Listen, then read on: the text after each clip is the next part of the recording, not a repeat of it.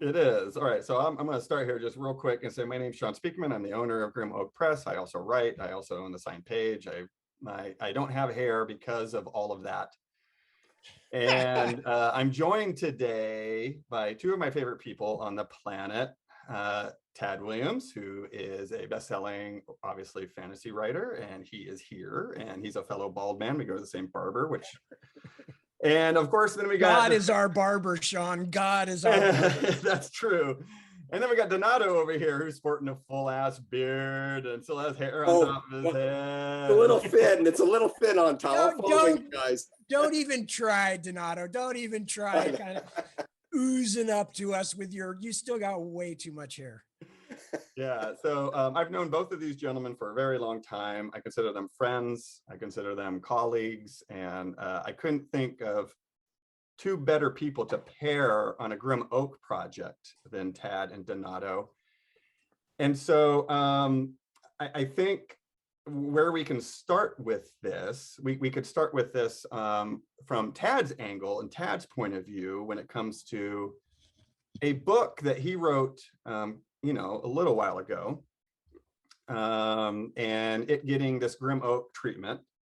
I'm wondering if you could talk a little bit about that book, your memories of maybe writing that book after you wrote Tail Chaser's Song, and kind of that time period for you when it comes to creating this massive epic fantasy. And then we'll go from there. Well, just to give you an idea how very, very long ago it was, I actually started that book on a typewriter. That was, I think it might have been steam powered though. So, it was state of the art at the time. No, it was, I had sold my first book to Daw, which was, of course, as you said, Tail Chaser's Song, the cat book. And I was actually working on a second novel at that point, which was a historical novel about 18th dynasty Egypt.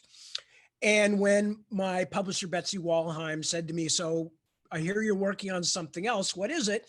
And I told her, she reacted with palpable horror because, of course, for those who don't know, Daw and Betsy and Sheila, who were the publishers, were just a science fiction and fantasy publisher. I mean, in the sense, not just, but in the sense that that's what they published. And Betsy said, although she's claimed for years that I must have misinterpreted her, she said to me, "My God, do you want to go back to the gutter we found you in?" Which she will not cop to now, but she definitely did. It was a joke. I mean, I hope. I hope it was a joke. I took it as a joke, gave her the benefit of the doubt. But anyway, and so she just said, we don't publish historical novels. Here you have a chance to write a fantasy or science fiction, which is what we do, and I realized, because I was still working like 2 or 3 regular jobs at the time. And I realized, I'd be a fool to give up this chance. So she said, "Is there anything else you want to do in the world of fantasy and science fiction?"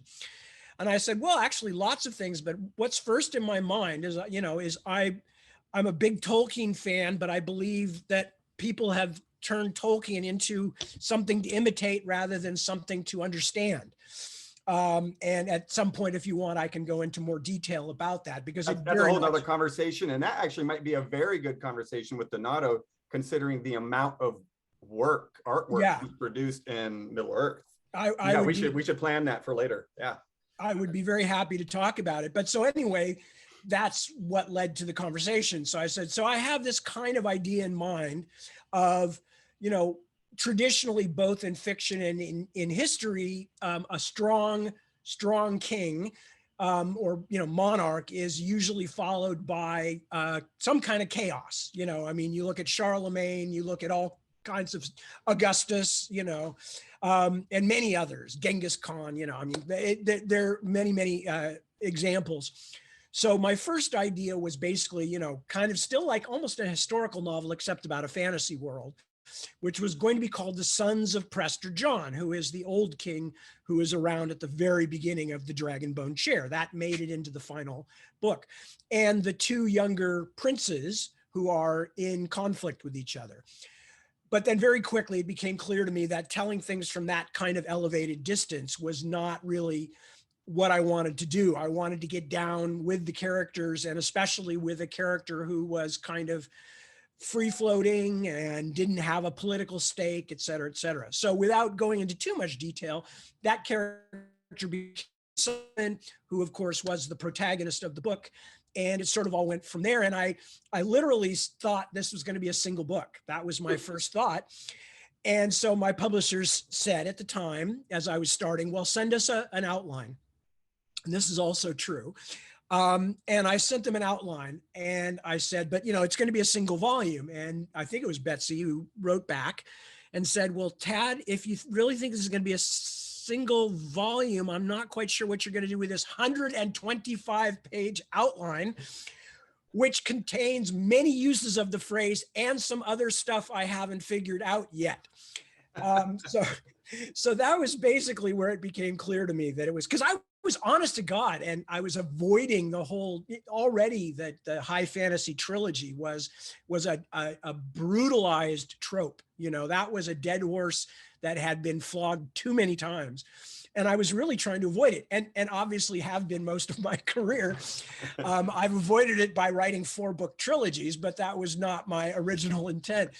So that's basically how it came to be. And then later I kind of poured everything about what I cared about in fantasy into it. And last thing I'll say, into a conversation we may have with Donato later, it's funny to me to this day, people still don't get that it was as much a commentary novel as a novel. I believe strongly in, if you want to give a lecture, you hire a hall. If you want to give a lecture, you don't write a book to give a lecture. So it was important to me that it was a story, that the characters were meaningful, the story was meaningful.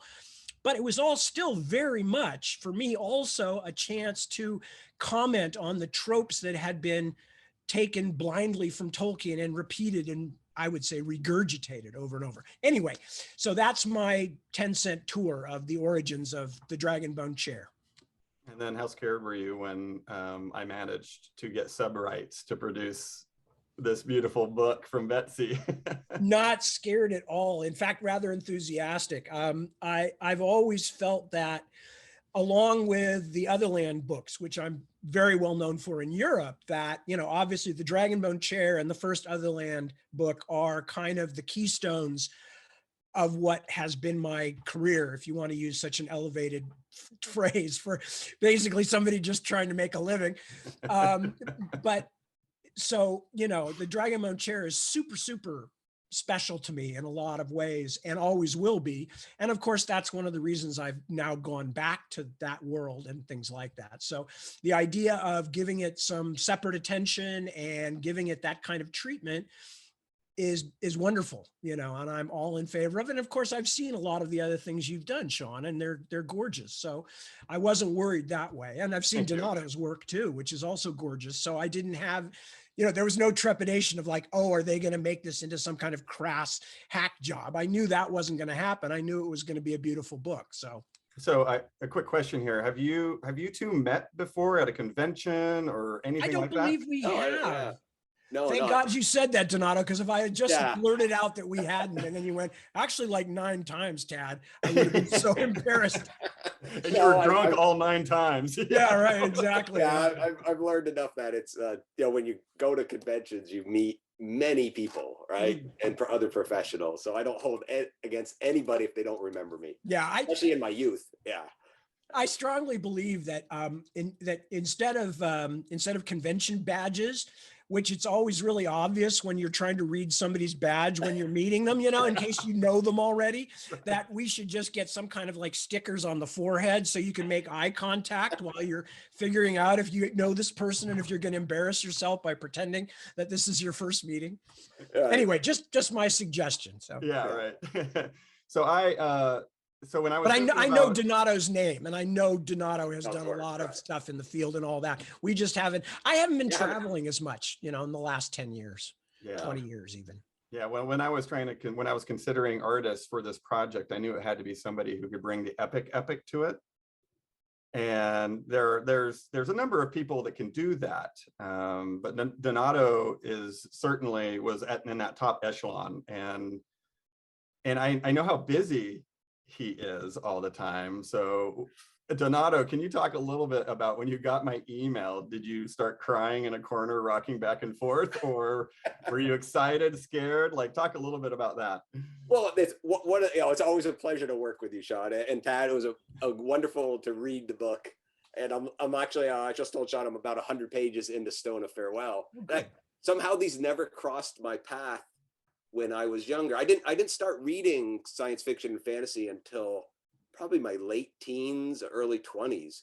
So I'd actually just a lot of things just never got on my desk to read. Unfortunately, I read like Ursula K. Le Guin in my 30s, and it's like, oh my, how did I not read this? Like right in the formative year, like yeah, sure. Yeah. I still have that experience, Donato, with writers that I should have read already and finally, stumble across. Yeah. So when Sean did call, it was like, okay, epic. He mentioned the Green Angel Tower, the books. I go, wait a minute, did Whalen do those? And yeah, like Michael just nailed it.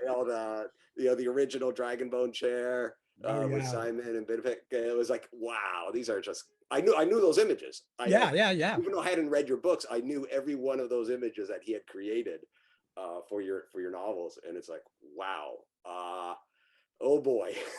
Yeah, you're in the company of giants when you're working in the same territory as Michael.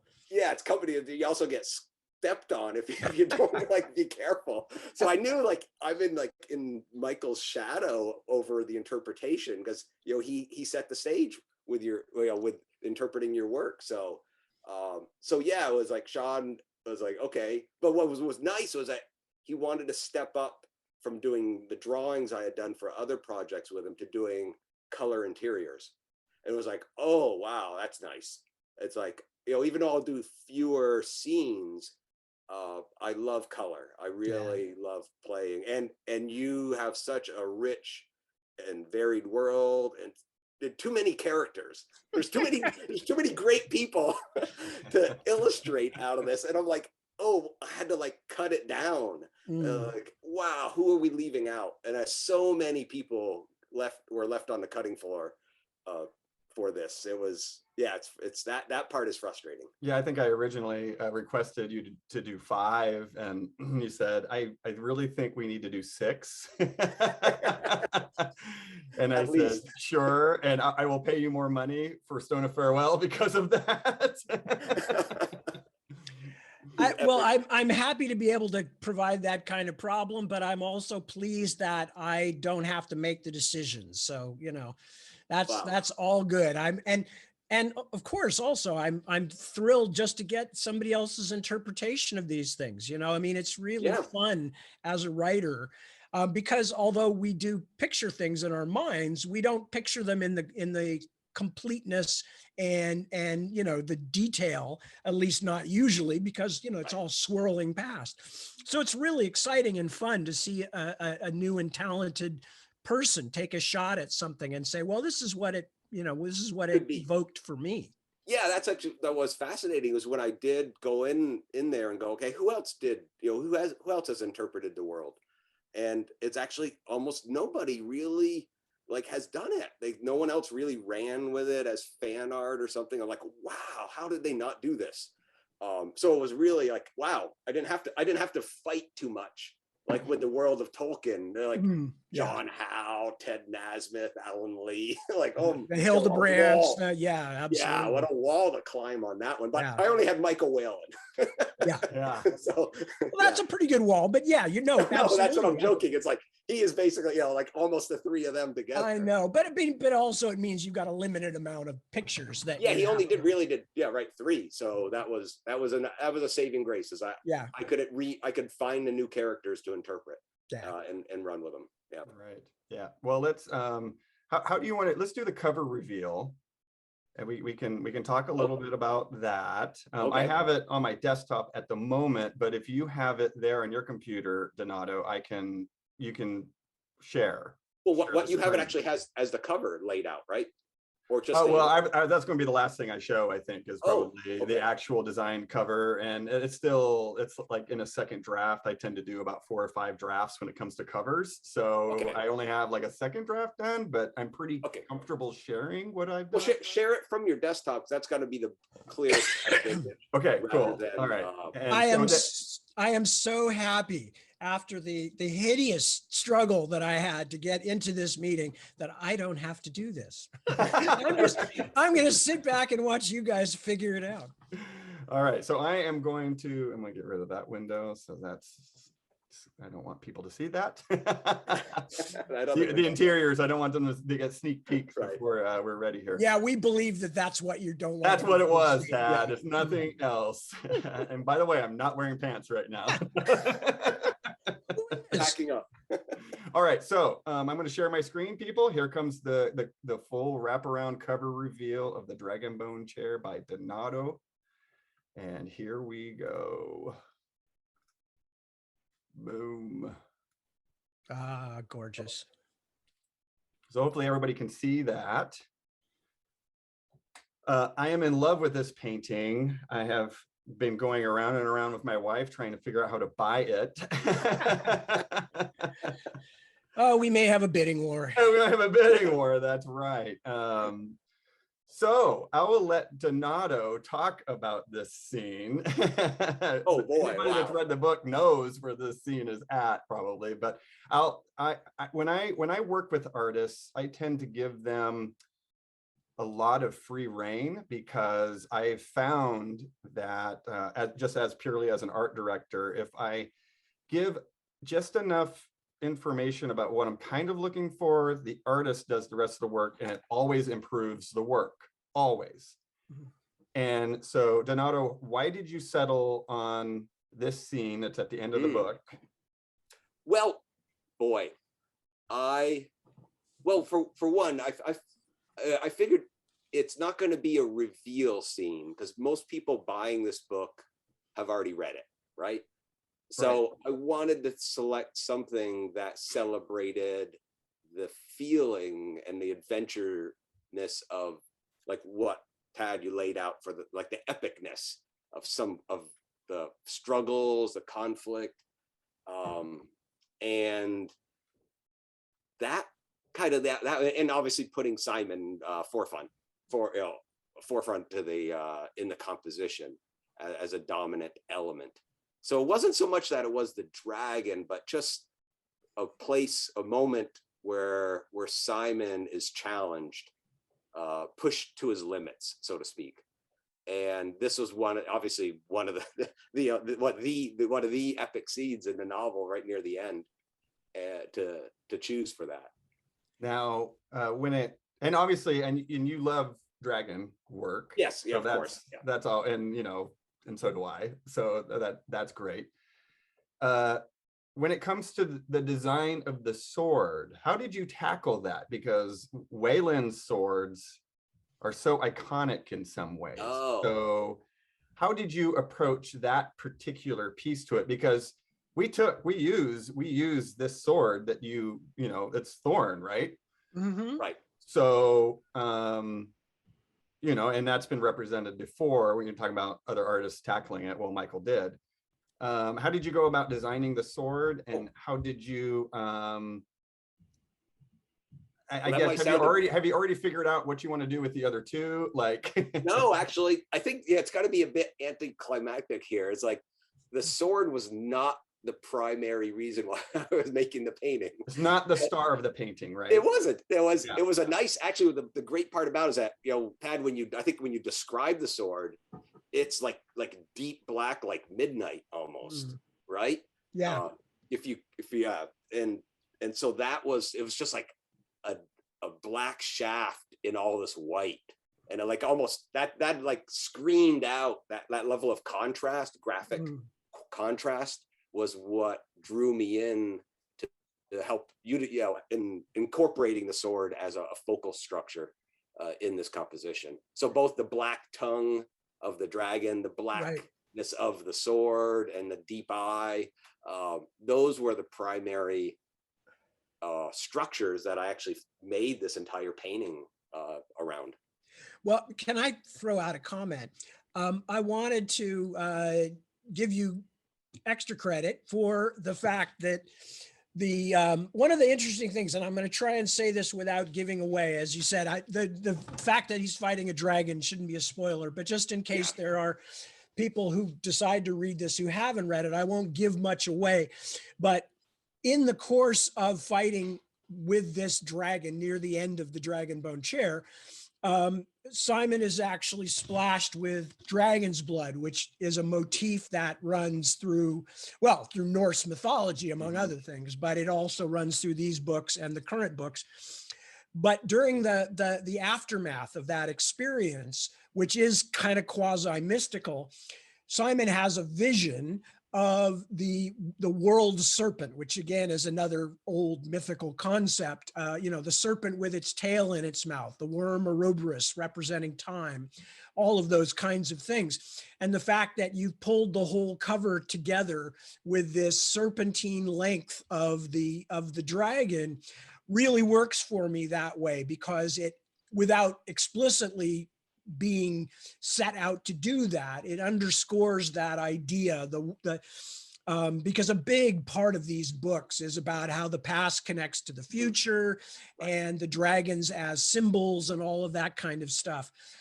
So I super appreciate that and love the way that the movement of the length of the dragon pulls the whole picture together, and makes the back cover, in its own way, since this is a wraparound, as important as the front, in the sense of it's all a continuity. It all matters.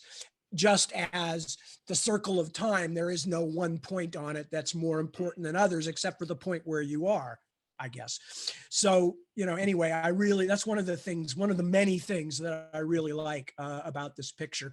I also like the fact that you got the shagginess in there, because that's one of the weird things about this. I remember people years later going like, was that supposed to be like Falcor from the Neverending Story? And I was like, no, actually, sometimes people have ideas on their own, guys. That's not everything comes from somewhere else, directly lifted out of that. But no, that was, because it's a dragon that lives in the icy country. So just like we've now discovered that, or are discovering, that dinosaurs, many of them may have had feathers. Feathers, very heavily, right? Yeah, the dragon. This dragon has a response to the environment it lives in. So I love that too. Yeah. That's what. That's as an illustrator, being honest with the integrity of your written word, is that it's that balance of trying to find a visual, make this look exciting, colorful. Basically, mostly if people think white dragon on white snow, how much color can you get in there? Right? It's like, oh, not, and obviously I think you described it as parchment colored, the fur as it right. running down the back. It's like, okay, parchment, I can maybe it's a dirty parchment, right? It can change, but yeah, I was trying to match what you had, and yet deliver something visually entertaining as well, that might not be expected. Yeah, well, I think you did a great job with that, and as I said, just the thematic stuff that, again, most readers, especially when they first pick the book up, won't see that. But by the time they get to the end, and especially anybody who's listening to me now, by the time they get to the end of the book, they will get that. They will see, that's an element there, that there's a symbolic value to it as well as a purely pictorial value. So I love that. Yeah, that's, and partly that's also showing this scene, by placing those secondary characters, both in the background and around the moment. Also, for me, it shows the camaraderie that Simon was under. Basically travels with someone almost throughout the whole book, except near the beginning, right? Where he's left alone, from the fire, after the fire, right? And that, and also when you're on like the battlefield, there weren't. I mean, I love the fact that there's not really winners and losers. Well, there are losers, obviously, but it's another scene that I selected was also the senseless killing of warfare. It's like these innocents that get killed, and warfare is not always heroic. Right, of It's not course. always. So the idea of the conflict is, you just don't know what's going to happen there. And both, yeah, it's so thank you for that. Yeah, Oh, yeah, no, I didn't mean to cut you out. I time. just had something else, another compliment I wanted to give you, if you can stand that, if that's okay. Okay, go ahead. Yeah, all right. He's No, like, no, no, no, No, no. please leave me alone. Leave me alone with my genius. Well, you might be over, like it might be like Sean saying, like, what did you do to design the sword? Well, it's black. Yeah. and I'm of the essence, like, it's a battle. It's like a weapon of battle. It's not going to have overly ornate structures. Right. It's No, got yeah. And it's you know, made like from a very weird material too. So Yeah. you got the feeling that, yeah, it might have not have been anything that had ever been worked with before. No, what I wanted to talk about that I particularly liked also, the more I look at it, is the Simon's actual pose, not particularly so much to do with how he's holding the sword or anything, but the fact that he is leaping, and that because again, without giving away anything, what this represents, and it's actually a moment that I've come back to in the sequels that I'm working on now. What this moment is Simon essentially saying, I have to do what is right. And I have to do this. My friends have tried to protect me. I cannot leave them unprotected. I cannot stand back. I cannot fight defensively. I have to leap essentially into this and take the risk that I will probably not survive. And as a result, I think that with both feet off the ground, literally, I mean, we can't tell, but it looks like he could almost be diving into a cavern, into a chasm if he doesn't get the dragon. And even if he gets the dragon, I'm just looking at this as a pure piece of pictorial representation to decode. It also shows, like, even if he doesn't get the dragon, he's in trouble. But even if he gets the dragon, he's still in trouble. Yeah, right. He's going right to the maw of the dragon, right? Yeah, but he's become his own agency. Absolutely. And one of the things about these books, I mentioned that there's a strong element of commentary, but there's also a super, super strong element. I didn't realize until after I was most of the way through the first drafts of the stories. It's about literally becoming a human being and becoming an adult human being. And this is why it starts in very familiar territory for Simon. He grows up in this very quasi-medieval European kind of setting. And as he gets farther and farther away from it, his certainties become more and more shaky. And he begins to learn that not only did he not know much about the world, that he doesn't know much about history, or that the histories he's been fed are not necessarily trustworthy. So he keeps having to make leaps into the unknown. And for me, that's one of the things that's represented really nicely in this picture, is that a literal leap that is also a metaphorical leap. So, well, thank you. Thumbs up on that one too. I'm going to say here, I'm going to read some of the comments here. I went back in the chat to see what people are saying about it. I know Donato's on pins and needles here. What? No.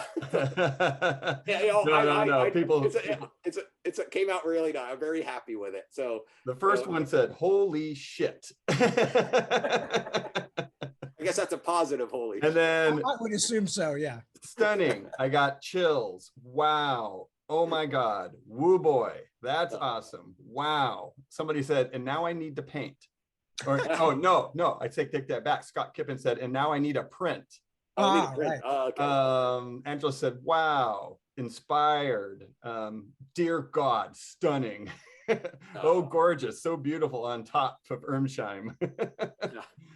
So yes, so I'm going to ask one quick I want question. to print too, by the way. I will want to print. So okay, yeah. Well, when they're available, let me know. Yeah, so Donato, so the next person after that, after all those people said all of those very, very kind words, the next person said, is this going to be a printed double? Is this going to be printed double side? Oh, probably wraparound cover. It's going to be a wraparound cover, yes. Yeah. But would you guys, are you going to put up something in your store, Donato, for this? Oh yeah, eventually. Yep. Okay. Yeah, probably. Yeah, once, now that we've cleared and we're sharing the full image. Yeah, maybe could we can make work that out But something. I assume you'd want to wait till after the book is released for me to release any prints out there. Yeah, well, now that we're doing this, Yeah. yeah, Yeah. yeah. Yeah, right. Let's get the forms out and start the accounting process here. You know, Yeah. That's right. That's Right. right. Well, we got. But yeah, actually, Tad, going back onto your some of your comments about like the serpentine nature of the dragon and intertwining the other figures. That's partly what I try to do, even though this is I'm attempting to match what happened in like a narrative snapshot of what this moment was. It's also a symbolic piece that's supposed to represent the entirety of the book. And like putting the other, I think I forgot which character I had placed in the background, but literally Simon, if you read the picture left to right, that Simon is in between the dragon and his friend. Right. So he's putting himself in harm's way to protect his friends. Yeah. And that's intentional. That's even though it's very subtle and you might not read the picture because it's spatially he's not there. That's visually how I'll compose these images. That's exactly what I read out of it tonight. Yeah. So you managed to accomplish that quite well. That's exactly what I saw in it. And part of it, of course, is there are, I mean, I have a background in visual arts myself, so I can also admire it from a strictly technical point of view. And, obviously the way that you're using the light colors to halo the figure and to, emphasize that and all that. But excuse me, but yeah, no, that definitely reads. And that's what I'm talking about. It's that leap where he commits himself to, my own life is here to be used to protect the people I care about and not to stand aside. So yeah, no, that's very clear in the picture. Oh, thanks. Yep. And by the way, I mean, it's interesting in a way because Michael Whalen's painting for the Dragonbone chair is a similar thing, but in a much more passive. For those of you who haven't or don't remember the picture, it's of Simon holding his troll friend who has been wounded in the ruins of Scythy City. And it's a beautiful picture, but it's kind of, in some ways, it's like the 180-degree version of this. It's the aftermath of something. It's a passive scene of like, oh my God, what do I do now? Whereas this is the dynamic scene of he's already had that moment in this particular setting and he's made his choice. So yeah, he's it's committed. an interesting juxtaposition that way too. Yeah.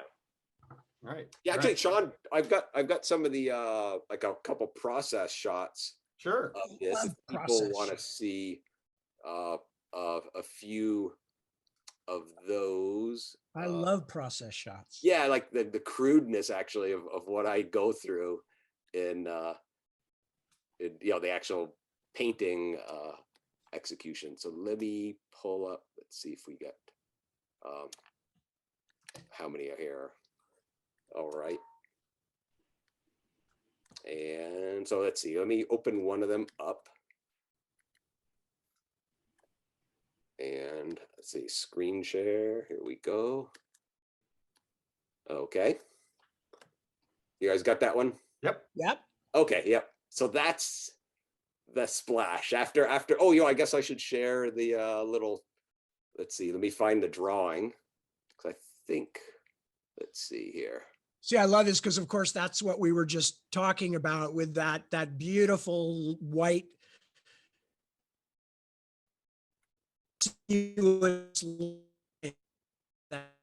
that moved big for me in a number of ways, and yeah, that works. Oh, right.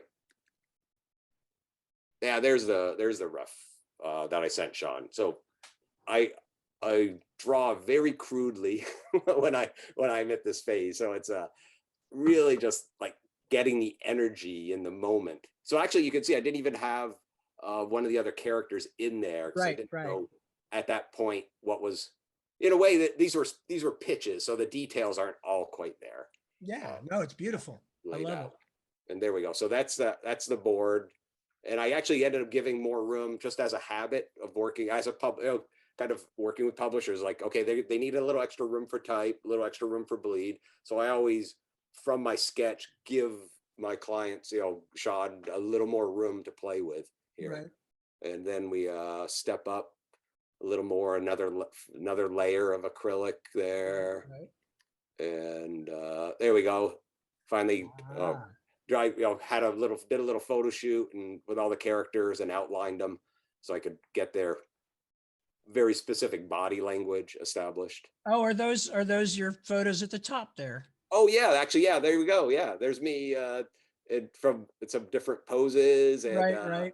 like an iguana that I'm Yeah. using for little ideas of. I was pretty sure that one wasn't you. Well, I'm a shape changer, Tad, so watch out. Yeah, no, I love this kind of stuff. I really love seeing the process because I'm as fascinated by how people make things as I am by the thing that they've made when they say, okay, now I'm done. Oh, right. The process of writing. Well, actually, like the outline, I would have loved your 126 page outline. Like, wow. That was like, yeah, that's almost a book, right? Yeah, it's pretty funny actually how much it changed during the course of between outline and the final book. But that's, I'm sure you have that with your paintings as well, that, between when you do your first sketches and once you actually solidify, there are a lot of things that happen that make you look at it differently. Yeah. Oh, and the process. Yeah, actually, the challenge on this one, even though I knew I was dealing with like a white on white, it's like, do I make the snow whiter? Is the dragon whiter? And I didn't know until I got into, I think it's maybe even that very first acrylic pass. That the belly was going to be the whitest part. Right. And I was fascinated. I didn't know that. It's like, yeah. Oh wow, that's right. That'll help focus the energy like right in that moment. Yeah. And that plays into the idea of the white dragon, right? It's like, it doesn't have to be pure white, just some kind of off-whitish. Well, and it also, I mean, without wanting to get into too many weird details, I mean, it also focuses on the fact that, ice and icy landscapes change color all day long. Oh, yeah. I mean, that they're not just white. We tend to see them when they emphasize that because that's so different from what we normally see. And so people take pictures of it. But in fact, a big icy landscape is oftentimes, changing color with the day. And so, I think that's a really nice solution, is to add more color to the background so that the white of the dragon can stand out without being artificial. Yeah. Yep. Yeah. So the blue, like you're saying, like the ice could be almost any color. I think, but it was maybe you were hinting, I don't remember the sun. I think it might've been slightly overcast, the hint of how you were describing the scene. You've almost certainly read it more recently than I have, although for the first time in 30 years, I did reread the books because I'm doing a sequel. So back in about 2014 or 15, I reread them for the first time since the 1980s. And that was spooky. But you probably read them more recently than I have, or at least that part of the book. But yeah, there's artistic license because they're on the north side, so you're not going to have direct sunlight anyway. So like to play with like a little splash of brilliancy illumination coming in is like, okay, that's bounce light coming from somewhere. That's the beauty of fantasy art is right, getting away with that. Yeah. Well, and also let's be honest, probably except for a few weather nerds out there, it's only people like you and I and Sean that are actually going to like worry about whether the sun angles are right and whether the. Oh no, your readers are going to call me out on everything that's wrong in this. Well, okay, don't worry. Not just weather nerds, but Osten nerds as well. That's I will say really quick on that front, just really quick. I went back and reread that chapter just to make sure, to make sure that. And he wasn't just making it up. And I was waiting for somebody to say it in the chat, and they haven't yet. Like, I was waiting for somebody to say, "Where's Benedict?" Yeah. Yes. And well, no, he's Jakiri. Actually, that's who I thought would get. He's already tumbled away. He's actually fallen in the ice already by the time that scene happens. Right. So that's what this has to be. That's why you have to like compress time sometimes as an illustrator to get everybody in there, right? I'm always the least concerned about this stuff of anybody. You know, it's like, I'm like, pronounce the names any way you want to, do anything the way you want to. Once it's out of my hands, it's, you know, it belongs to whoever's interested in it. But no, I think you did a great job, Donato. And I'm really looking forward to what, do you have any inklings of what you might do on the, I don't mean for you to give anything away that you don't want to give away, but are you already working on the next set, or are you? No, just a mind? No, actually, I'm just reading through it. So what I do is as I read through, like on the Dragonbone chair, I will just read and get to know if there's any new, you know, some of the new characters that'll be showing up, and then just keep dog-earing and marking scenes until I get like an abundance. And then actually, I think what happened just in the Dragonbone chair, because there was so much going on, I think I just literally said every 150 pages is where I need to illustrate it, just so that it's nice and evenly, you know, like when you're flipping through. And so literally that's how I like, and that, you know, that's something else that I guess I want to talk about, is that what's great about what you did, Tad, is you have this high low, you know, like Simon is like a commoner kind of, right? He's walking, you know, and just barely getting by. And then you got the, you know, the nobles and princes and kings. So they are, right? So he operates in both worlds. And I think like George Martin mentioned that about your novels, is that helped inspire him too, with that high low with Game of Thrones, the Song of Ice and Fire. Well, it was very much one of the things, actually, if you don't mind, I'll tell a very quick story, which is that when I started the Dragonbone chair, which, as I mentioned, this was before Tailchaser Song had even come out. Tailchaser Song was odd in the sense that it literally was not even edited. It was bought by Donald Walheim, and then he got very ill, and Betsy and Sheila took over. And by the time that, you know, for various reasons, it basically came out as I sent the manuscript in. So I had never been edited before. And when I started the Dragonbone chair, I wrote, I don't remember how far, but I wrote a ways into the first draft and sent it off to kind of show them what I was doing.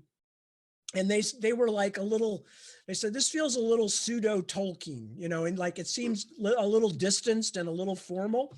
And I looked at it and I said, you know, they're absolutely right. They're completely right. I've unconsciously adopted this Tolkienian style of semi-omniscient narrator, where you're standing back from the story and you're telling things as from a great height. And what I decided at that point is what I want to do is, I'm already seeing that this is going to spread out and that there's going to be a lot of characters and a lot of things going on. So what I want to do is actually think of a different way to tell the story. And that's when I first came up with what I tend to think of as like the kind of kaleidoscopic approach, which is I will have a number, even though they won't all be protagonists, I will have a number of designated characters who are what I call focal point characters. And that way I can tell the story not only from as many different viewpoints as possible, but from as many different, what's the word I'm looking for, as many different emotional points of view as possible, and structural points of view, which is the part you're talking about, high and low, but also with some of them being essentially untrustworthy narrator types, even though they're not narrating, but we're living in their heads. So we're seeing how they see the world. And that was my idea was, you know, if you want to write a truly epic book, you know, one way to do it will be if I tell it from as many different viewpoints as possible and let the readers assemble that into a whole, rather than stand there as the narrator and tell them this is what it all adds up to. Right. So it was very much a conscious decision brought about by my editors saying, this doesn't feel as personal as the Tailchaser Song story did. And I realized, okay, that's why it has to be not a first person narrative, but a close up third person narrative. But I don't want to tell it just from Simon's point of view, because then you're very limited. Everything has to happen along that one character's path. So I'll spread the net as wide as possible. So that's kind of how that came about. And that high low thing very quickly became part of it. I realized I'm not only interested in, you know, the royal family, even though they're clearly the center of a lot of things. I'm interested in how it feels to the ordinary people and how it feels to people in other countries who are affected by it, but don't know what's going on, et cetera, et cetera. Yeah. And as an illustrator, that opens up a wonderful range of possibilities. So from my point of view, it's like, I love that, having that kind of buffet of options and to cherry pick, like, oh, I could do this character in this emotional condition and this one, and being able to show the varied qualities of what you're talking about with all the different narrators. And also, that's partly why I try to vary each one of these scenes is so different, like an intimate moment with Morgenes, in the workshop, and then like a cityscape, right, and then a battle scene, and then so only one battle scene, because and so those are like, because it's about the complexity of experiences that the novel is. It's not about the epic moments that people think of, or might trigger a memory of what happened. You clearly got it. I mean, that's absolutely is the way I chose to tell stories there. Yeah. Woo. I haven't seen this before. Oh yeah, that's the. Is that one of the this is one, I take it as one of the interior? Yeah, that's going to be the signature page. Actually, I've got them downstairs, ready to go. I got to sign them this weekend. Okay, gorgeous. Cool. So Tad, expect a package from Donato sometime in the next couple weeks. I will. Yeah. I will be limbering my wrist. Yes. Yeah.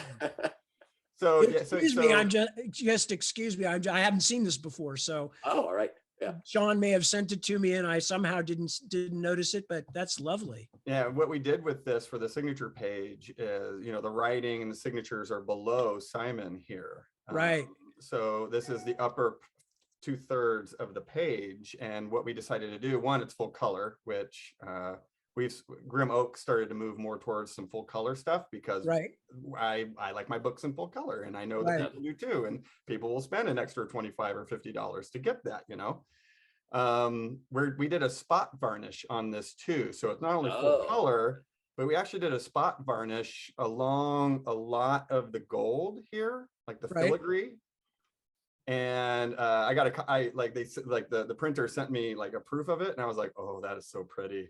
Yeah, I'm so excited about these pages and when they're bound into the book and everything. But the border is my nod to Michael's design on the well, original. What I was going to ask you, Donato, actually, although I did recognize that being taking some of the imagistic stuff from the Dragonbone chair cover, but I was also going to ask you, Roger Dean's work. Oh, very well. Yeah. Okay. Yeah. Because I'm a huge fan. Because I see elements of that, not elements in the sense of directly, but sort of influential, an influence well from that, which of course Roger Dean was one of my absolute favorites. He and I almost got to work on a film project that didn't happen, but oh wow. Oh, but I'm just sorry. I haven't seen this before, so I'm just kind of digging it here. I'm not really much use for the next few moments. Well, I was gonna say, like, the influence of those artists are very heavy on me. Roger Dean, again, like I mentioned, I'm a huge Yes fan. So yeah, me too. Even as my first art classes, I was emulating what Roger Dean would do with his designs, his environments, and all of that, and color choice. So I love saturated color. Yeah, I'm a child of the '80s coming out, and Whalen is all about saturated color, and so that is me. Daryl Sweet as well, the illustrator, as huge influences. So it's no surprise that you might see something like that. Yeah, no, absolutely. Oh, it's gorgeous, Donato. I said, I was caught by surprise in the sense of not having seen this before. So I'm kind of absorbing it, but lovely. Really. I might not have. This was the last piece that he did. Yeah. So I might have skipped on sending it to you. It's not a criticism, Sean. It's not. I know. I just feel I'm just, because I hadn't seen it before, unlike a nice surprise. Yeah. Yeah, exactly. I'm busy absorbing it. Yeah. And as I said, I have a, excuse me, I have a background in art myself. So I always see these things more as the pieces that they are rather than as visual representations of my stuff. I have to Oh, right. consider Yeah. that secondarily, Right. but that's not my first response. My first response is to look at it as I look at any piece of visual art for itself and what it's doing. So I'm really interested and intrigued what this particular pose, this kind of almost levitating pose with the hair floating Oh, right. Yeah. and the feet down. What caused you to choose that, Donato? I'm really interested to know. Well, part of it is, Simon does a lot of that kind of ethereal travel in your Yes. book. And so, and there's quite a lot of that out of body, levity, nature to what he does and who he is.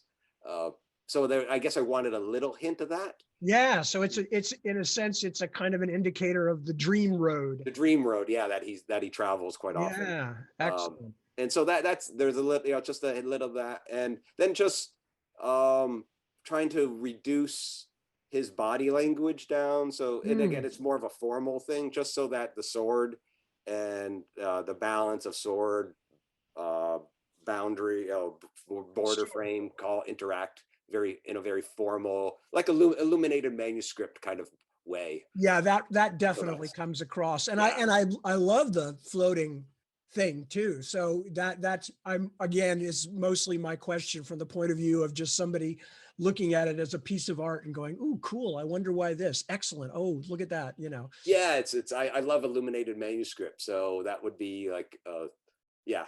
I do too. I'm really surprised we haven't ever worked on anything before, Donato, because all this stuff, Michael and illuminated manuscripts, and yes, close to the edge. My favorite album probably of all time outside the Beatles. Right. Outside the Beatles. But yeah, no, I mean, I'm shocked that we haven't worked. Well, I think Betsy puts Michael onto every one of your projects. She did. That's not been happening as much lately, but yeah, no, it's excellent. Yeah. It's just like, and also, there's been a change in the industry. I'm sure you see there's fewer narrative covers out there. Yeah. Right. Yeah. And that was one of the things that on one sense, no, actually, that's another story for another day. But that is one of the things I was kind of surprised it took as long as it did. It showed that we are basically a fairly conservative, with small c conservative industry, in the sense that the really super representative covers have lasted so long and have really only started to change in the last few years. Yeah. Because they gave our books in our field a look for so long that I think got to a point where it became slightly counterproductive, in the sense that people would sort of go, "Oh, if it has a realistic cover, it's sort of deep fantasy for fans only." Yeah, right. And they chose that to open up the marketplace for new readers, right? Yeah, I suspect. But as a storyteller, I miss it. Like, and that's what I love about Sean. Sean is like, let's do a bunch of interiors on a narrative high fantasy novel. It's like, oh yeah, sign me up. Yeah. Right. So I love it. Almost every single project that I've done at Grim Oak has been a project I've wanted to do since I was 13 to 20. Yeah. Like, and I still very much live in that mode. I know. Well, early 90s, If you look at my Twitter page, although obviously my childhood goes back a great deal farther than that, but if you look at my Twitter page, I think the thing that my wife has permanently pinned to the top is something where I said, I had figured out that what I do in life is try to do as an adult, try to make the things as an adult that delighted me as a child, or something to that effect, to bring that adult sensibility to the things that I loved when I was a kid, which are, fantastical things, and, the idea of unlimited imagination, where can you go, and all that. So I'm right with you on that, Sean. Wow. So that's a signature page. We'll actually kind of go through here a little bit. Oh, we got the map. Yep. Yes. So let's see here.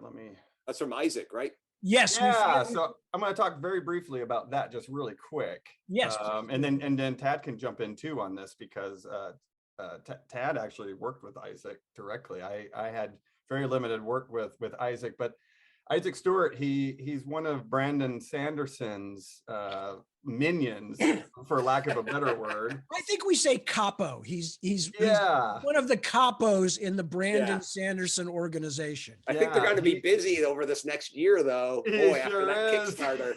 Oh boy. Wow. So I worked with Isaac for Tail Chaser song, and Isaac helped me out with that project, which I've seen a number of people ask about that project. It's already been printed. It's at the bindery now, so it's being bound. We expect copies to come in.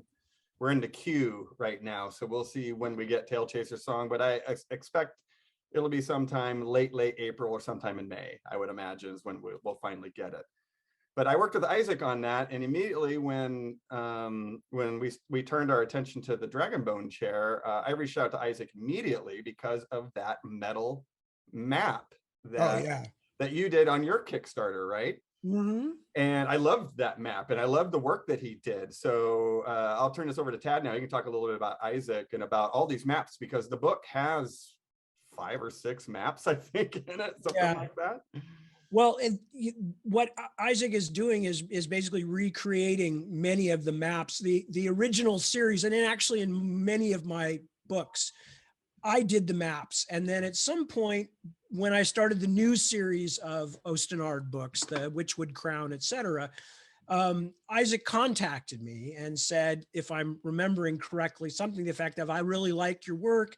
I do this for Brandon. Would you be interested in having me do the maps?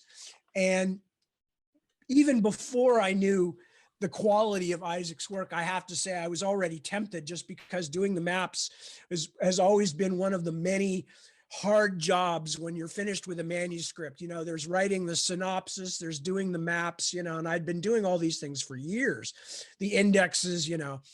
And then I went and looked at what Isaac had done for Brandon and just went, oh, this guy's brilliant. You know, this is great. Absolutely. I'm very happy to get out of the map business. So he came in and did all the maps for Witchwood Crown, which, since it's still the same basic environment, you know, means that a lot of this stuff had, you know, was already there.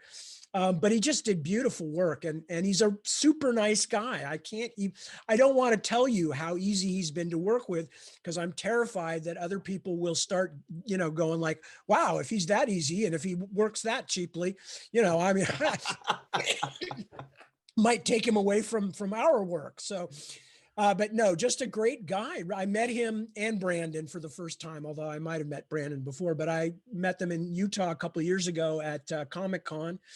And he's just a lovely guy and really easy to work with. And I can't say enough nice about him. And he's done a brilliant job. And whenever I've said, oh God, you know, I'm so sorry, Isaac, but this little bit here isn't quite right.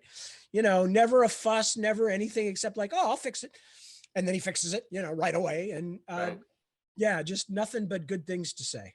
Yeah, so I don't think we haven't announced this yet, but he's going to be signing the pages too. Excellent. So not only will this won't be a double signed book. Sorry, people, this is going to be a triple signed book because I love cartographers. I think they're super important for fantasy. It's just the way the fantasy is, and the more maps, the better, in my opinion. So yeah. So in this way, I'm giving you guys a look at the design. Like, we took the sword that Donato designed here, and we threw it back here, and it's, you know, gradiating down here into the text. And I think we chose a good font that's clean and crisp, and I like still it. has an epic feel to it. I like it very much. Nice. Yeah, the maps are beautiful. I love the border that he's using. That is not mine. That has nothing to do with my original. He used some of the what's the word I'm looking for, that he's used some of the iconography that I used in my original maps, but he's done a much nicer, cleaner job with them. But all the borders and stuff are completely his. And then I was going to say one other thing here about the maps, but that's right. So, and the other cool thing we decided to do with this, and this is something we've only done, I think, one other time at Grim Oak. we had Isaac go into the files for these maps, and I think actually it's the first map. It's the wide, the full continent here, and he split it. And so this top part here, right, is the front end papers. Oh, detail. Yeah. Nice. And the lettered edition, they're color. And then the limited edition, they are black and white like this. So a little extra. And then he did a little bit of extra design work too to make that work. Obviously, he had to move some things around and stuff. But yeah, we're gonna have really nice end papers on the Dragonbone chair, and we'll see that through the sequels too. It sounds gorgeous. Yeah. Let's see here. Since we're time-wise here, we're about an hour right now. Actually, funnily, I have a conversation with Isaac at 2. I have a meeting with him. All right. So I'm going to open up. Actually, you know what? Oh, I should have hid that. Get out of there. You saw nothing. You saw nothing. Here's the title page. Oh, that's great. Yeah, nice. Well, I remember when I was considering the sword, since it is thorn, I mean, I thought, well, it's got to be like literally like a point, not like a wide blade that finally tapers at the last second, but a slow, gradual point to the tip. Right, right, yeah. I don't recall you actually describing the length of the blade. No, but I think the implication is that it's a two-handed sword, and you got that right. That it was 6 feet or so. I think you said an arm span length. Yeah, I mean it's a long two-handed blade, and it's when it wants to be heavy, it's extremely heavy. Right. So, yeah. Excellent. Yeah. Yep. Now you do want to be showing this, Sean? Is that? I do. Yes, okay. I do. Yeah, this is the one interior. There's 5 other interiors that we are not showing. They are not over here in the folder. Right. They are not. You cannot see them, people. You have to break the book. But I figured we should show at least one of them. And I love this scene so much. And mostly because Donato does such a great job with his hands. He's known for his painting hands. And all the hands here, especially in Joshua's hands here, obviously one of them is not okay. Right. Oh, don't you have the story to tell when I turned it in? Yeah. No, I'm not going to throw you under the dragon there for that. Well, here I'll throw myself under the bus there. So here, let me go to the screen share. Okay, let me stop. We'll come back to this, but we'll let him share his. Yeah. So take a look at Joshua's hand on the map. His right hand. Right. It's it's full fingered and everything. Right. So this is the one I handed in to Sean. I go, Sean, I'm done. Here it is. And he's like, wait, yeah, isn't someone got like a cut off hand or a portion? Like, doesn't somebody in this picture have one hand too many? I tried to play coy with it. Yeah, since since I haven't lived with these characters like of course like Sean has for 30 years. Yeah. I forget like what the really some of the individual character qualities. Yeah. And also the fact that Simon left the chain, like he wanted just the ring, the final binding ring, or be left around the wrist on the left hand. Yeah. So yeah. So I went back and then we modified that. Right.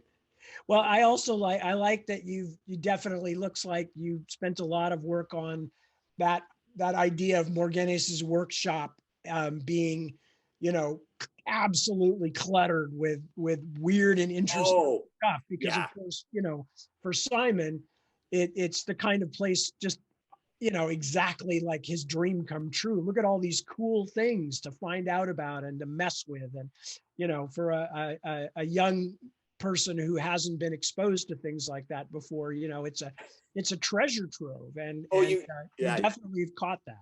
Oh, you dropped a beautifully ripened fruit into the illustrator's table on that one. It was like, how could I not take a bite of that? Oh, good. A wizard's work. Actually, I've got a little when I was a young teenager playing Dungeons and Dragons, I have a wizard's room little diorama that I made as a bookend. Oh, cool. The wizard's rooms have been with me even before I've thought of myself as an artist, as an Right, illustrator. right. So Excellent. yeah, how could I? So I intentionally did not do the fire scene, which is more dramatic and Sure, epic. sure. But I also wanted to show Joshua here with Simon, the three of them, and Yeah. Morgan, like really getting into the minutia, the politics, right, of really what drives a lot of the story as well, the negotiations that occur between individuals. Yeah, the Right, League of right. Scrolls and how all that plays out, right? Yeah, maps. And actually, I haven't pointed this out to you guys, Sean, but if you look under Joshua's left hand, there is a set of dice. Ah, Oh, yes. yeah. I love So that. it's a little like they're role playing. Right. gaming. Oh God, yes. Oh, that's hilarious. I see there's a little figurine too over there. There's, By, yes, there's a little exactly off to the left. Oh, my young people here, my kids and the other young people that live here will love that because they're all like super into D&D. So Oh, okay. that's wonderful. That's my only Easter egg in this one is those little dice. Yeah. What I love, one of the things that I really love about this particular painting is the double light source. Oh, You got, obviously there's a flame of some kind behind Joshua, right? Mhm. Yep. And that's the main light source that is, highlighting the characters. But then you got this back framing of Morgene's, Right, however the you pronounce back- his name. Well, I say In the back there. but I say Morganes, but as I'm always telling people, Yeah, you pronounce it any damn way you want to. Morgenes. Well, Yeah. hey, I've been Morgenes. taught how to say Shanra. Everybody says Shannara, Not and Shannara, I am Shanra. I don't teach people anything because a lot of the names, I've said this before, but a lot of the names I actually coined before I had finalized the rules for the languages. So there are many characters whose names I pronounce incorrectly because they predate the rules of the language. Oh, all right. But basically, I realize I'm creating hundreds of characters with strange, unfamiliar names. I don't give a damn what people call them. I really don't.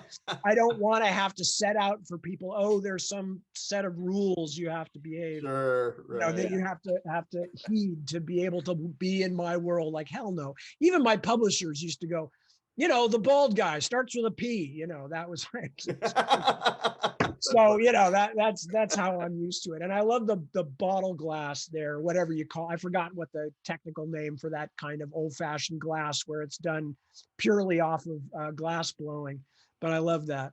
Oh, thanks. Yeah. I love the keys here too. The keys are great. Yeah. Yeah, there's just lots of, I got some birds in the background, some cages, Mhm. some other manuscripts, lots of books on the shelves, a little broomstick, down in that Simon would be cleaning and sweeping. Yes, indeed. Little hints at that, his task. Simon and the broom comes up quite a few times in the early part of the book. Yep. Yeah. So Cool. that's all little hints of the nature of the workshop there. Gorgeous. I've got some, if you want me to pull out, the process again, Sean, real quick. Yeah, sure. Go ahead. Yeah, let me I've got the drawing here. Yep. Again, Joshua's hand you'll see is fully formed on all of these. Right. The final. And, now just to give you a shout out here, these preliminary sketches as well as your paintings, you sell those, right, on your website? Yeah, actually, this is the only one that I have a large preliminary for because it was so complex. Yeah, of I course. knew I had to solve issues in this before I went into the final paint. Right. But the others I took from my medium-sized sketches and were able to bring those to finish. Got it. Kind of like the way the cover also doesn't have a preliminary intermediate step between the rough to the final painting, which right. Normally I do go through this process, but again, sometimes time constraints and I can either spend time on the drawing or I can spend time in the paint. And these, since I really wanted to get into the painting, I just jumped forward in that process. Yeah. So there's the first phase of the acrylics, laying out the lighting after the drawing is kind of mounted down and copied. So you're working in actual acrylics on actual board or something like that, as opposed to digital? Oh, and these are all, yeah, actually, yeah, these are all traditional media. I don't, Yeah, yeah, I was gathering that, but I just wanted to make sure I was understanding correctly. If, yeah, kind of old school that way. I could work digitally, but I love the aspect Yeah, of yeah, yeah, yeah. Of physical course. thing. Yeah. Yeah, yeah. Oh, I'm Oh, there. speaking of Yeah, physical thing, absolutely. yeah, I forgot. I got it. Like, I've got my the cover behind me there. I Right, can right. finally cool. pull that down. Well, the other So- nice, there are many nice things about working in actual paint. And one of them is that when you're finished, you have an actual thing that exists, you know, Yes, that is yeah. not something that in and of itself is one of zillions of copies. Yeah. No, and that physical nature is like part of why I keep doing this, is that the tangible, you know, artifact of my labor is nice Yeah. to leave behind. Yeah, absolutely. I've completely lost that. There is no Oh, longer any such thing as, you know, as an Ur manuscript in the way yeah, it right. used to be in the old days. You know, it's everything now is iteration piled on iteration, all digital. So Yeah, that's what kind of sad, losing that, right? In it a is a way. little bit, but then again, you know, a manuscript has never been quite as sexy an object as an actual painting. You know, I mean, it's a pile of pages. You know, so I do have some from the early days, and they are like Yeah. they do exist. You know, they're But they're, yeah, in a way, you like, it's just yeah, it's like yeah, from page to page, there isn't much to look at, right? No. Except the typed words. Yeah. no. Maybe if And, there's a and lot of the text. labor saving costs have been phenomenal in terms of when you write 1,000+ page books, and you know in the old days you had to do 4 or 5 drafts, you know, and literally Wow, yeah. type them all from scratch. No, believe me, I wouldn't go back. Oh, Just yeah, right. occasionally I do regret not having the physical artifact anymore when I'm finished. I used to be able to pile my manuscript up and go, there, I worked. I did this. There's the representation of my There's labor. the proof. Yeah. Yeah. Well, All right, here we go. We'll Okay. share the last thing here. Then we're going to answer questions because there's about 16 of them. We'll go through them and then we'll be done here. This is so much fun. Thank you guys for joining. This is pleasure. great. Yeah. There we go. Oh, all right. Nice. Okay, so actually, let's get rid of that. Lovely. So what do you guys think? You guys, both of you have not seen this yet. No, haven't. It's lovely. I like particularly the I think the I've just gone blank on the name.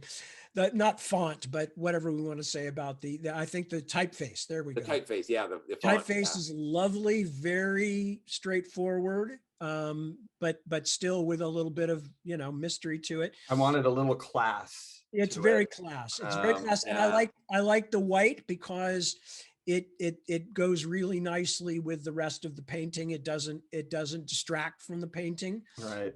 which I think a lot of other color choices might have done. The white here for the title, at least, the white will be a foil. And it will be a light foil. It'll be we're actually talking about it with the printer right now about what might make sense for this particular painting. You know, something pearly white, you know, something that still is white, that is still jumps off the page but doesn't like steal the show. Gotcha. Yeah. No, I think it looks great. Oh, I love it. I love the at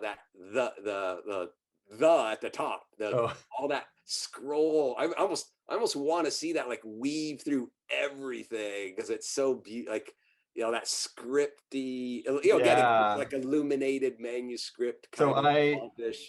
I designed. Oh, did you have a version that was it didn't work? Was it too busy? I'm trying to figure out if I want to even open up this. Oh, because now everyone's gonna want. Well, I have to be careful because there's some projects we haven't announced yet. Oh, you haven't announced. Yeah. So the names itself. Yeah. Let me go in here real quick and see if it's here.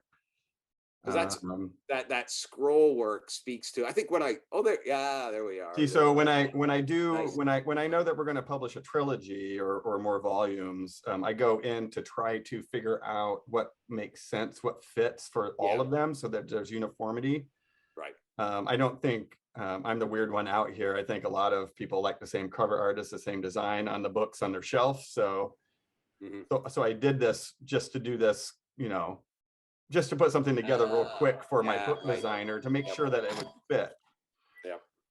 So, so yeah, I'll probably end up sending this to you, Donato, so that when you begin painting Stone of Farewell and the 2 volumes of Two Green Angel Tower, that that you'll be able to put the star of the painting where you're not infringing on the work here. The work at the bottom. I'll just make sure nothing gets in that top corner area. Right. Just seeing the rest of what Donato is going to bring. Me too. And you, Sean, because I think it looks like a beautifully designed book. Yeah. Oh, the one thing that isn't done, it is literally the last thing, I think. I want to get a little bio for you, Donato, down here on the Dutch. Okay. All right. Yeah. Well, it's got to be great. People just the other 5 illustrations are basically as detailed and complex as what you're seeing here. So I didn't pull out any shortcuts on anything when I was rendering. And there is a battle scene in there, a little hint, but looking forward to it. Yeah, there is. Let's see here. What are people saying here? Yeah, so there are a couple things here that I'm going to mention really quick before we get into the questions. Yeah, the limited edition is going to be $175. That will be, the limited edition, and that's full color. Obviously, the 7 full color plates and all that fun stuff. The materials, all that fun stuff. The foiling, all the ribbon, the bells and whistles. You're getting it all here with this edition. So, which I'm super excited about. And let's see. What else should I do here? Oh, the release date. Yeah, so we're going to start taking pre-orders for this on March 25th. So that's a Friday. And I believe it's at 11 o'clock Pacific time in the morning. So 2 weeks. Right? And this will be, a couple weeks. So, this will be posted everywhere on grimoldpress.com and probably Tad's website, social media, all that fun stuff. I'll create social media assets so that everybody can share it because it's going to be fun and huge. As you can see, this is me going into the book at the end here and figuring out where the scene is. Figure out the placement of all of these things. Yeah. So I like doing that on Grim Oak Books. It's something that Lester Del Rey did back in the day at Del Rey that I can't get away from. I love it. Finding that little quote or something out of the and actually that's kind of fun sometimes, of really nailing like a little six word quote that I think NC Wyeth had those old illustrated novels. They'd have a little text lift out, right? Yes.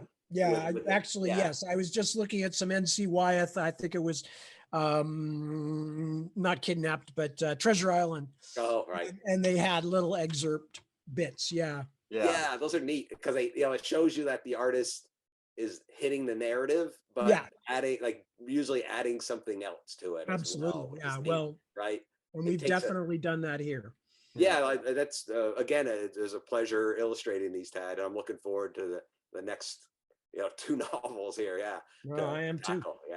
So so I'll start here at the beginning with some of the questions. And the first question that was popping up was, where's Tail Chaser Song at? I'll answer that. It's at the bindery. We expect it in late April or May sometime. So that book's been wrapped for a while. Stephanie Law did amazing artwork on it. I love her art so much. Nice. She really brought it's gorgeous, and all the cats. It's great. So that's coming soon. The people that pre-ordered that book, and you can pre-order it still, obviously, they get first rights to the same number and letter as tip for Dragonbone chair. So if you guys want your matching set of Tad Williams books on your shelf, then that's the best way to do it, is to make sure that you get your numbers in, get your order in. And that's something that we do as a customer service. Keeping track of the numbered list Excel spreadsheet is no fun. But again, we're Becky and I both are OCD when it comes to this stuff. We like helping you guys out as much as possible. So that's what we're looking at. And when it comes to printing the book, we are done with this book. except for Donato's little tiny bio there, which is easy to figure out. We are done with it. Donato has the signature pages he's going to sign in the next couple of weeks. Then Tad will get them. Then Isaac will get them. And the book will be completely done then. So there's not this huge lag time like we've had on some of our other projects, because we're literally doing all the work up front. So that's great. So I don't know when we'll receive them. If I was to guess, I'd probably say July. So maybe June, we'll see. It just depends upon the printer and the bindery and, you know, their queues, where they're at. So let's see. Oh, my internet connection's unstable. I love that. Sever Nord asks how many illustrations will be in the book. There will be 7. So that is done. There's 6 interiors that Donato did, and then the signature page that's also full color. So, which is the one we saw. Which is the one you saw, pictures. yeah. So you guys saw one signature page, or you saw the signature page, and then you saw one interior page. Yep. Cam Tesh asks, is the full Memory, Sorrow, and Thorn series planned already, or is it limited to this volume only for now? As of right now, I only have rights to this volume, but I have a feeling that Tad and I will be able to talk to Daw Books and probably get those other 2 volumes. I think it'll be fine. So to Yeah. whatever extent I can influence that, and I don't think I'll have a problem. I think. Yeah.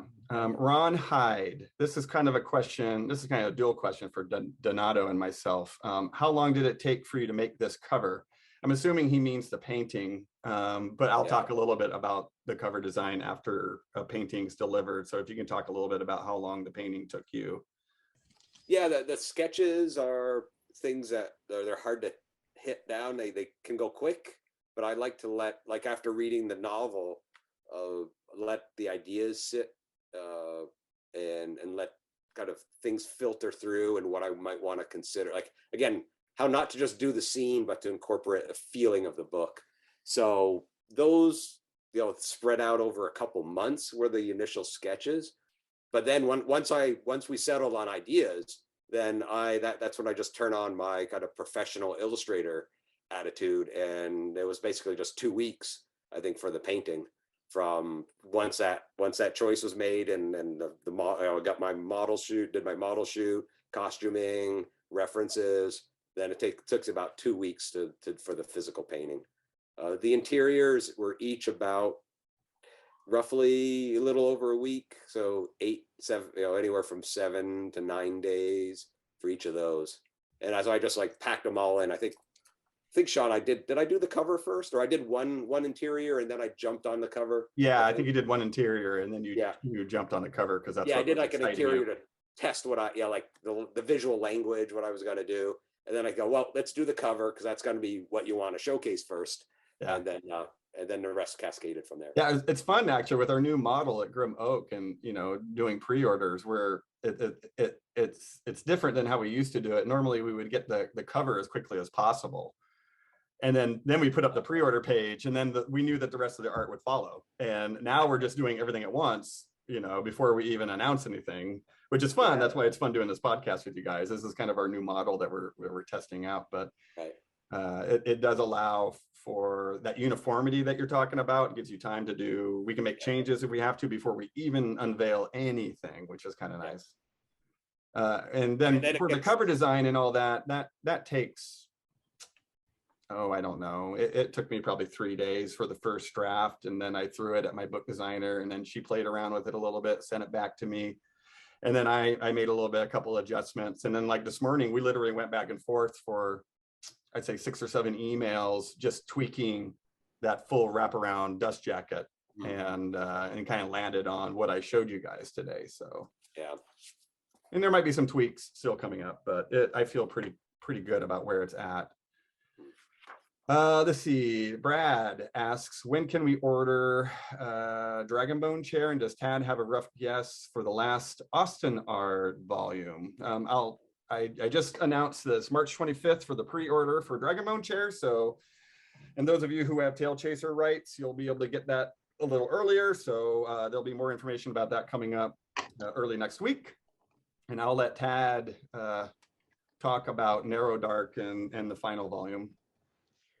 Well, Narrow Dark, just am finishing the proof, the typeset proofs, which is basically one of the very last things that I do. I believe it's scheduled, excuse me, I believe it's scheduled for July.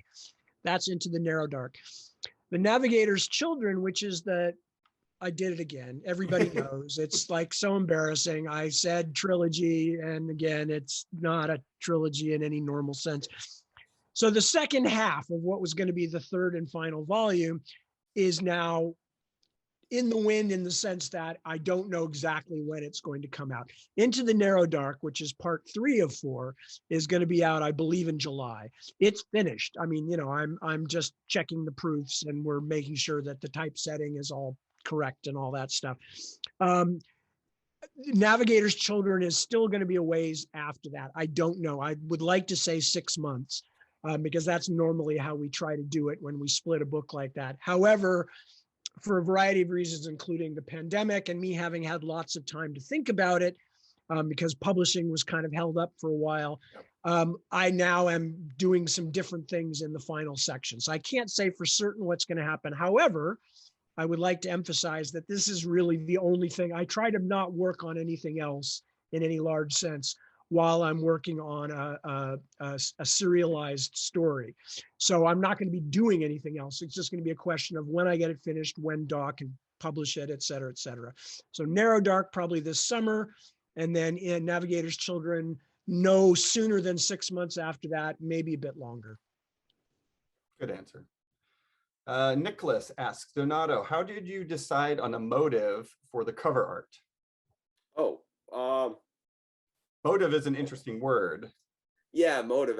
It was actually just one of those sequences that I had selected.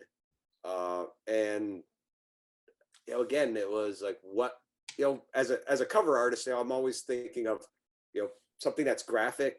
It's got, you know, quick impact that'll catch people's eyes. So I'm still, even though that's not really what you need to do with these, Sean, right? For marketing, it doesn't have to sit on the shelf and compete against hundreds of other novels that you're trying to get that millisecond pickup. I guess I was still thinking of that. Yeah, and that led to that choice, actually. Out of all the images, when you do finally see them, this moment does present the most graphic, simplified thing that works as a cover.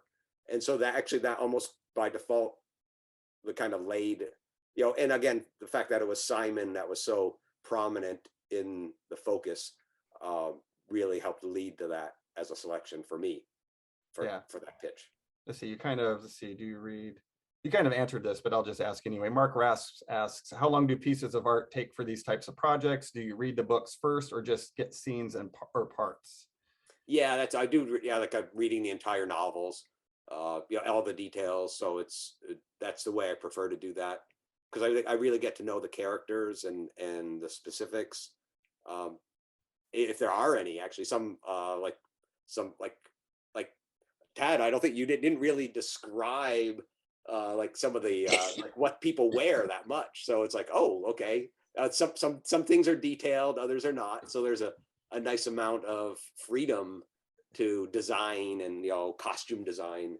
Well, it's actually interesting you should mention that, because it's always been a part of my sort of philosophy, although in practice it sometimes happens, sometimes doesn't. But my basic philosophy is that fiction, or not fiction, but certainly writing is still the most interactive form of entertainment, because you are literally working with the audience in a very concrete way. You are not responsible for what things look like, except insofar as you hand out guidance, but the readers are going to inform that with all their own experiences. And I've had many times I've had things happen to me where I've realized how much of my own interpretation was completely personal and had very little to do with what was on the page. Yeah. So I try not to, when I think it's crucial that there's a detail somebody needs to know to either establish reality or set up a plot point, then yes, I will, describe characters or what they're wearing in detail. But in general, I find that it's best to make sort of, just kind of hints or whatever that allows the reader to create their own reality. Right. Because so much of fantasy fiction in particular is about things that are outside of normal life. They're about things that are gorgeous beyond our experience or terrifying beyond our experience.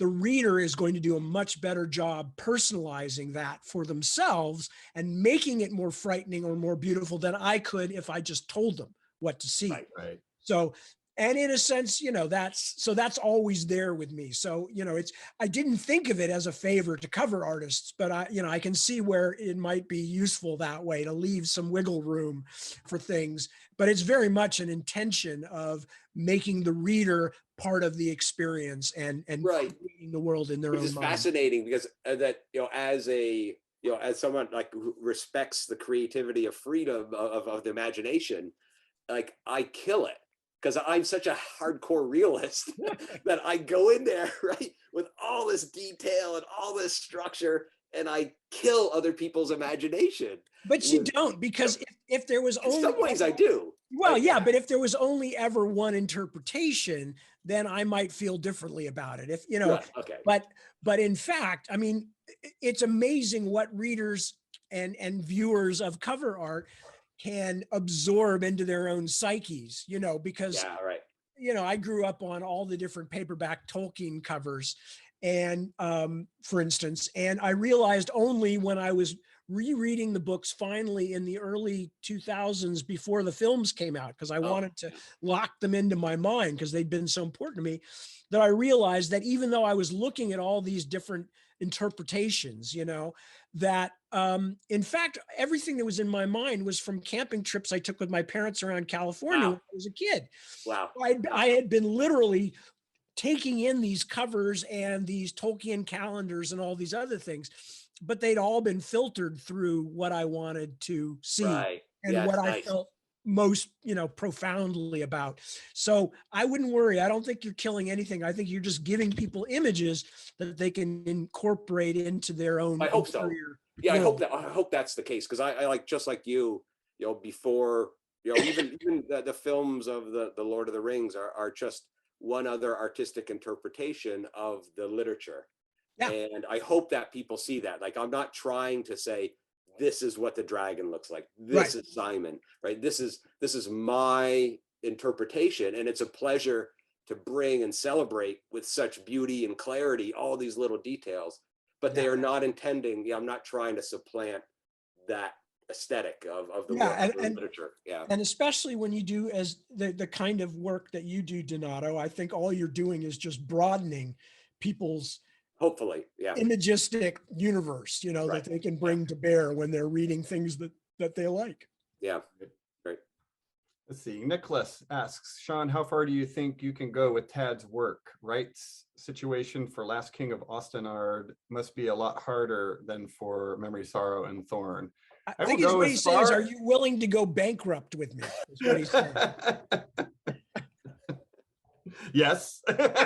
As your longtime friend, I think that's necessary.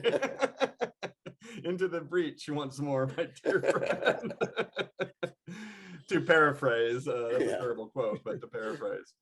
To answer Nicholas's question, I mean, obviously we're going to try to do, we have to do this trilogy. And there's a couple other questions here about To Green Angel Tower.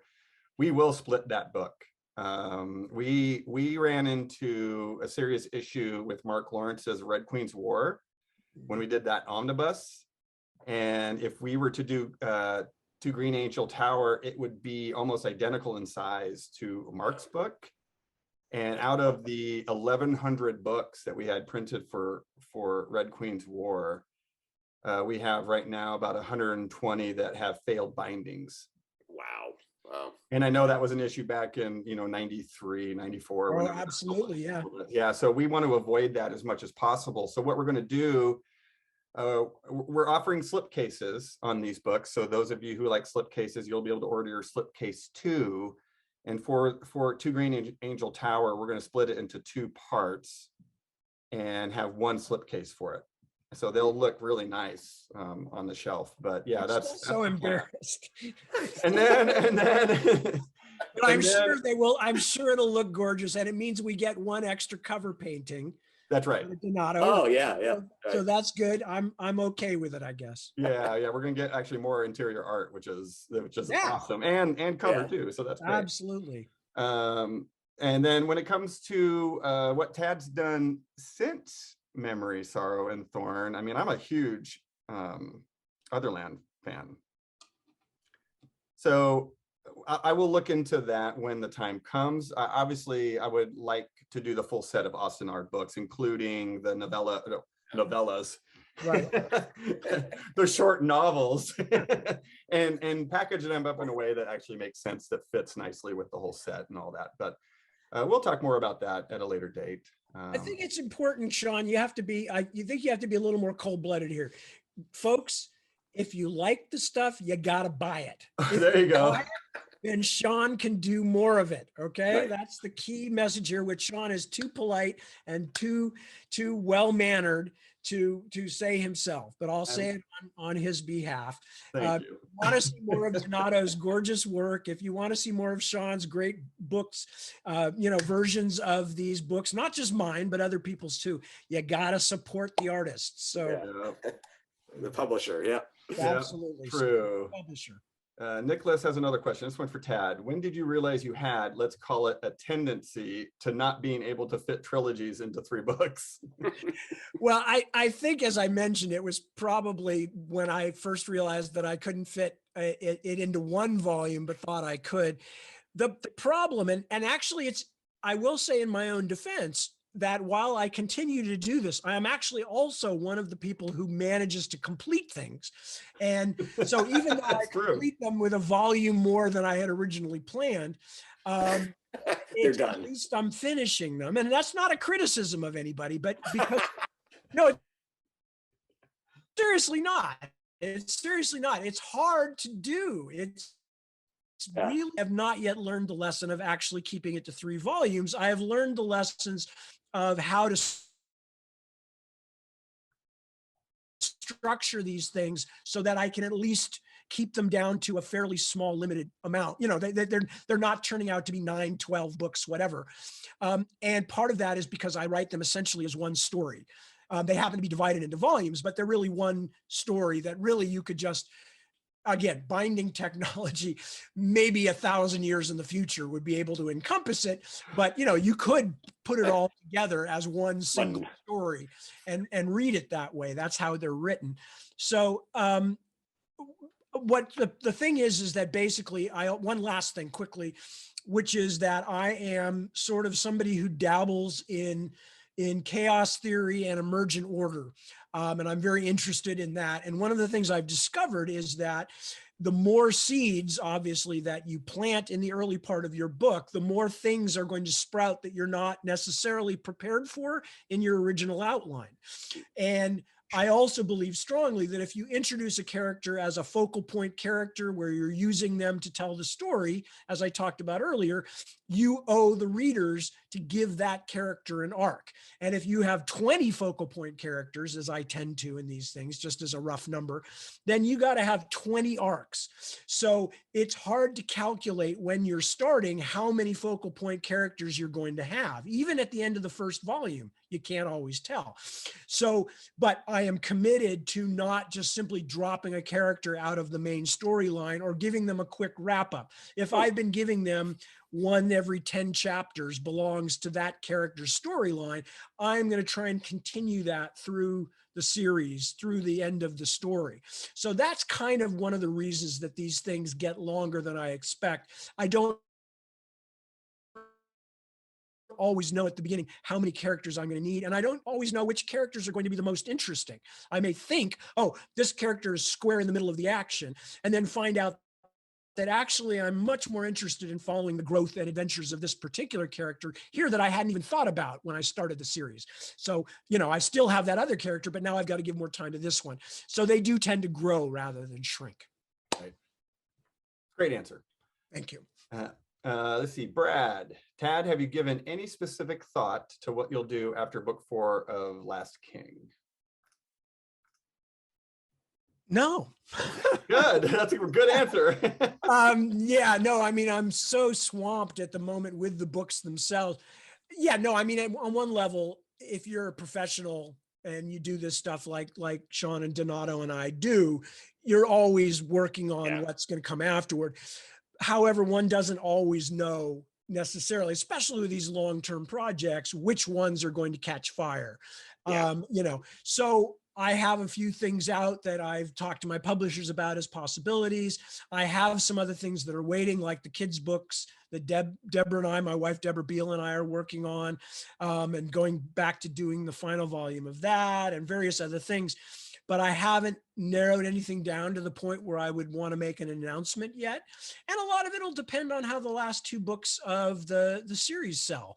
You know, there may be some pressure to do more Ostenard books, or there may be no pressure whatsoever. Everybody will say, thank God he's done with that, you know. So it's all kind of up in the air. But that's one of the reasons we have social media these days, is so that we can say, when we do have things locked into place, you know, hey, anybody interested, here's what's going to happen next. So I promise I will make people aware as soon as I know. Thank you for that. I'll say also to everybody that's watching right now, or maybe watching after I upload this to YouTube, that you guys should all follow Tad on all social medias, as well as Donato. And I'll say Grimo Press too, and my own work, because you know, we're fun people online. So terrifyingly fun. Yeah, and it's the best way to stay up to date with all the cool stuff that only us are doing. Yeah.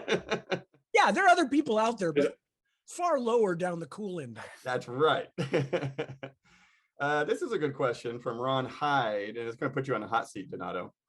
Oh.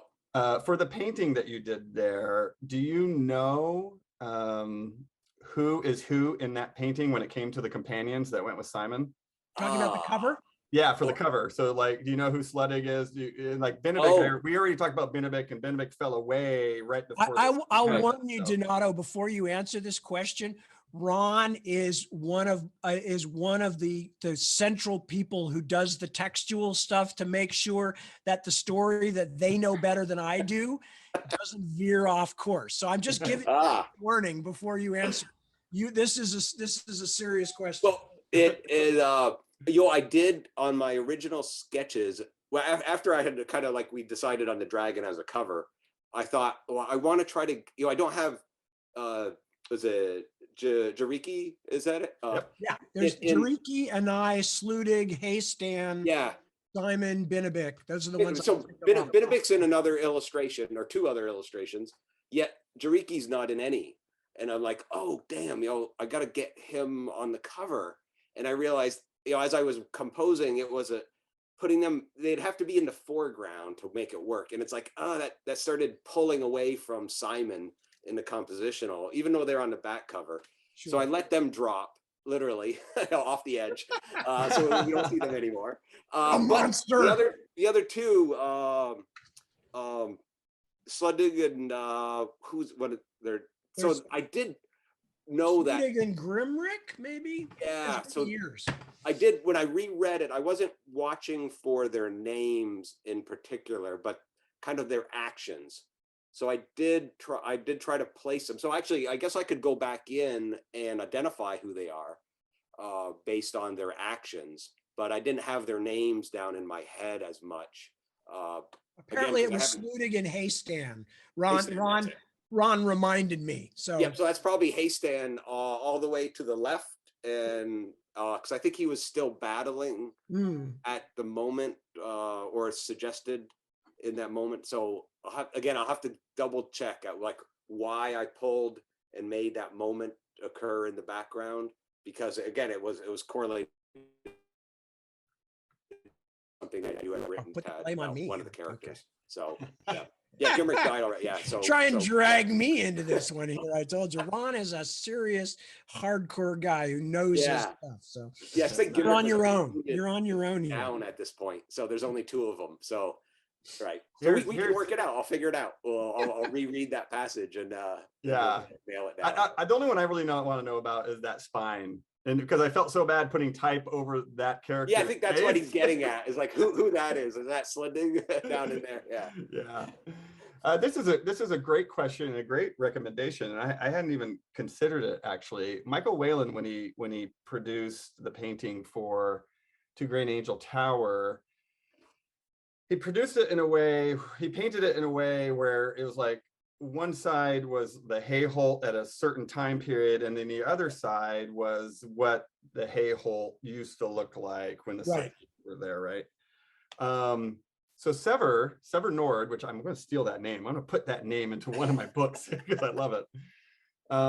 He says in the original volume 3-4 of Memory, Sorrow, and Thorn had Michael Whelan's covers, which were actually one panoramic drawing split in half. And I remember when that hardcover came out, Dodd did both. They flipped it, and so you could pick what dust jacket you wanted for the front cover, right? Right. Donato, can you continue tradition and draw another panoramic drawing that be divided in two again, since we will actually have a tetralogy? Before Donato answers that, let me just. So what's Tad one? Let me throw something. No, what I was going to say is that Michael did a brilliant job with it. However, if you're worried about if you thought that was interesting and might want to do it, but you're worried someone will accuse you of just copying Michael, I think I actually art directed that. I believe that was actually something that I suggested when I saw the first sketches of it. I said, "Ooh, what if we did bloop, bloop like that in the two different volumes in the paperbacks?" And said, "Actually, we could do that on the hardcover. We could do two different because it's just the dust jackets." Yeah. So anyway, just wanted to throw that out. That was actually something for me. So if it intrigued you, you wouldn't have to worry about having just swiped Michael's idea. Oh, sir. Well, that sounds fascinating. Yeah, to select some aspect of the world elements that correlates to, So, and although I haven't finished those part of the books yet, there actually might be. So maybe somewhere up the line we can talk about it. Yeah. Okay. Yeah. Interesting. Yep. All right. I'm game. Yep. Sorry. Yeah. Miles Graham asks, how many limited editions will be available for pre-order? That is an interesting question. I think we're going to produce 1,000. Tail Chaser Song has sold very well. And so the people that have those pre-order number rights, it's really going to be, I don't know how many are going to be left over of the 1,000. So it could be very easy to go, well, there's going to be, Tail Chaser Song has 750. So it's really easy for me to be snarky and go 250 copies is what you're vying for there. But not all of Tail Chaser Song has sold out. So we're over 500. So there's not a whole lot left of Tail Chaser Song, really, when you think about it. So, we're going to produce 1,000, but I don't know how many of those 1,000 are going to be up for grabs on that Friday, because the the numbered owners for Tail Chaser Song will have first right probably on that Wednesday or Thursday right beforehand. So I'm not trying to be cheeky there. It's just, kind of, I don't know. Well, it sounds at least 250, right? Because excessive beyond. At least 250. Yeah. At least 250. Put it that way. Yeah. At least 250. Rich Thomas asked, Donato, how long does it take after you read the book before you decide what you wanted to paint? You kind of answered that a little bit already. Usually a couple months, I try to let it sit and kind of gestate ideas. That's why some of the details, like Joshua's hand, like they fall away or get cut off. And I don't remember them. I can't recall them sometimes. That's totally fine. That's my job as publisher. Editor, it's my job to read these books, and I do for most of these books I do an Omega read when the art is in, so that I can double check the art. And I've got a number of things from that. So my internet's cutting out in you just jumped a little there. Tad, you have in your mind how everybody faces, bodies, etc., how everybody looks, landscapes, buildings. How close or not does all the artwork come to the pictures that you have in your mind? Wow. Interestingly, I don't have every single thing in my mind. As I mentioned before, I do like to leave some room for interpretation. Now, part of that is in the choice of what to describe and what not to describe, even if I have imagined it myself. But when you're writing the volume of material that I'm writing, What I will tend to do is I will imagine a scene, but then I will usually imagine my way through it in a slightly tunneled effect, in the sense that I'm not literally in my mind's eye examining every single surface, every single everything. What I'm doing is I am following the character's viewpoint. I'm thinking about the kinds of things that they would notice, or from my writer's point of view, should notice. I am, and obviously there are some things that I've established early on in the series. We know that the human parts of Osten art are kind of roughly 13th, 14th century in terms of their kind of technological advancement. And because I wanted to start with a familiar world and then have the characters move out after the dragon, or partway through the Dragonbone chair, into less familiar areas and less familiar cultures, I started with a fairly true to life European, medieval kind of a setup, and the technology and the economy and everything is very much like that. So I feel there's some things like that that I've established already that I don't have to keep telling people sort of generally what kind of clothes they're wearing, et cetera. I'm only using details like clothing stuff to let you know status issues or character issues, like, oh, this is a person who doesn't care much about their appearance, or, whatever the case may be. So I don't actually have every single bit. When I stop, I can look at something and say, what does that look like in my mind's eye? And look at all the bits I breezed past as I was imagining the scene. But as I think I'm more visual than a lot of writers, because again, I come from a visual arts background. That's what I thought I was going to do until I was in my 20s. I thought I was going to be a comic book artist or something like that. So I have, and I'm, I paint and do this stuff myself, not as well as Donato, I hasten to say, but but I don't literally envision every single aspect. I envision what I need to. I set up certain kinds of things and then they're a given, and I don't have to keep imagining them in my head. I know generally what people will look like in terms of their general affect and clothing and props and things like that. So if that makes any sense.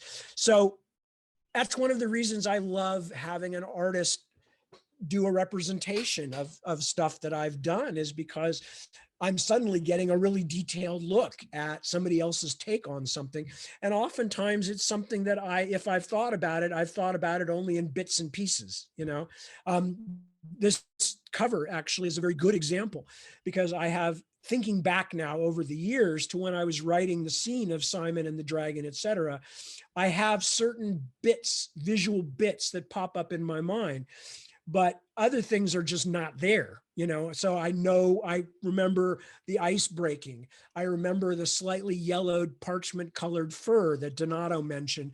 I remember the dead blue eye. I remember a lot of little aspects like that, but I couldn't tell you off the top of my head if there's, I think there's like a crevasse or something, but there's a lot of physical geographical details and what color the sky was and stuff like that I don't actually remember.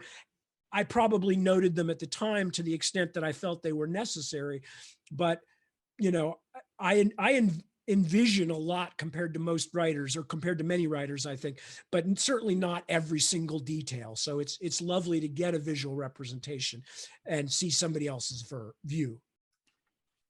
Let's see. Good answer again. There's something there. Rich Thomas, while writing the new series, was there something that you wrote in the first 3 books that you'd like to take back, as it closed off some choices that you like to be able to use? Always. And particularly somebody like me who's a nut for continuity and for world building and complexity.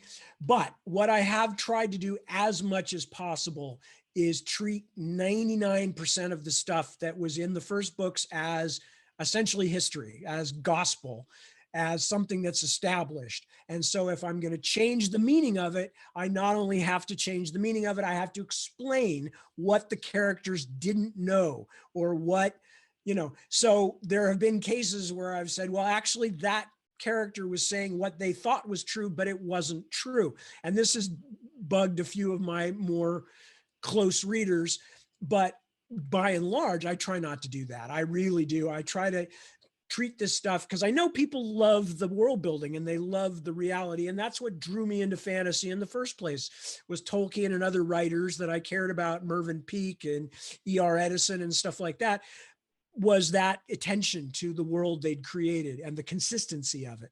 So by and large, I try not to worry too much. If something now has changed for me and how I want to use it, I try to find a way to fold them together so that it feels like it's a single continuity and not an abrupt shift. Because as a writer, I can see when other writers do that. I can see them in their sequel or whatever going like, oh crap, I messed that up in the first one. I'd better hammer some tin over it, to kind of patch it back together again.